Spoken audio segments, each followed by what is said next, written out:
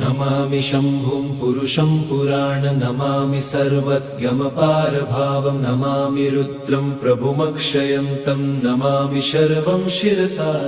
नमामि देवं परमव्ययम् उमापतिं लोकगुरुं नमामि दारिद्र्यविदारणं नमामि रोगापहरणं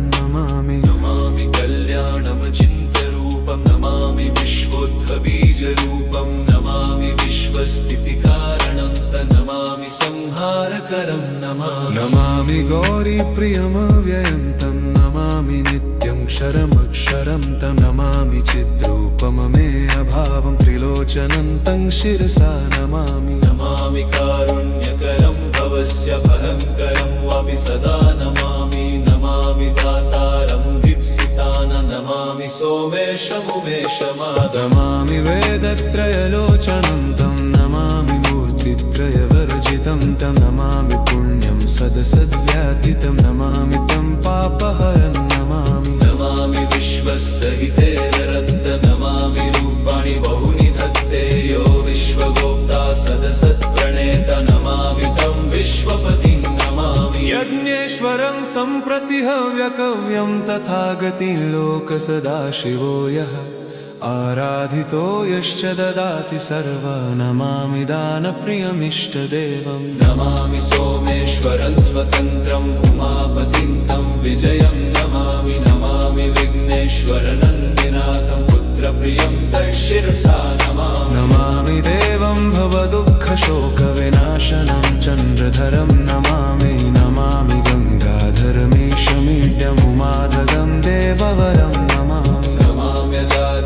पुरन्दरादिसुरासुरैरचितपादपद्मं नमामि देवी मुखवादनान इक्षार्थमक्षित्रितयं यैष पञ्चामृतैर्गन्धसुधूपदीपैर्विचित्रपुष्पैर्विधैश्च मन्त्रैः अन्नप्रकारैः सकलोपचारैः सम्पूजितं सोममहं नमामि शम्भुं पुरुषं पुराण नमामि शरणं त्वमपारवाम नमामि रुद्रं प्रभुमक्षयन्त नमामि शर्वं शिरसा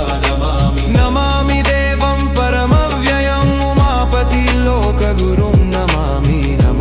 दारिद्र्यविदारणं नमामि रोगापहरं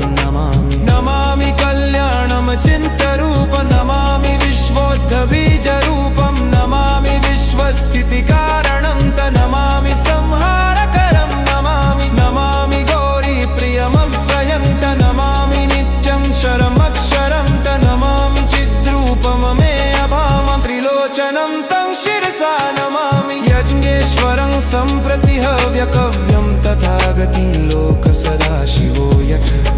आराधितो यश्च ददाति सर्वा नमामि दानप्रियमिष्टदेवं नमामि सोमेश्वरं स्वतन्त्रम् उमापतिं तं विजयं नमामि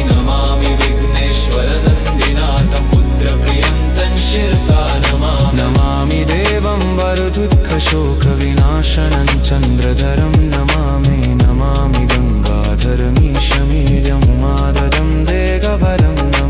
नमामि कल्याणमचिन्त्यरूपं नमामि विश्वोद्भबीजरूपं नमामि विश्वस्थितिकारणं नमामि संहारकरं नमामि गौरीप्रियमव्ययं नमामि नित्यं क्षरमक्षरं नमामि चिद्रूपममीयभावं त्रिलोचनं तं शिरसा नमामि शम्नेश्वर सम्प्रति हव्यकवं ततिं कतिं लोकसदाशिवो यः आराधितो यश्च ददाति सर्वा नमामि दानप्रियमिष्टदेवं नमामि सोमेश्वरं स्वतन्त्रं ममापतिं तं विजयं नमामि विघ्नेश्वरभक्तनाथपुत्रप्रियं तं शिरसा नमामि देवं भवदुःखशोकविनाशनं चन्द्रधरं नमामि गङ्गाधरमीशमीड्यमुमादहं देवरवं नमाम्यजादीश पुरन्दरादिसुरासुरैरचितपादपद्मं नमामि देवी मुखवादनान इक्षार्थमक्षित्रितयं यैष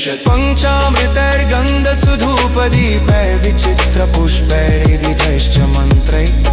अन्नप्रकारैः सकलो पूजितं सोममहं नमामि।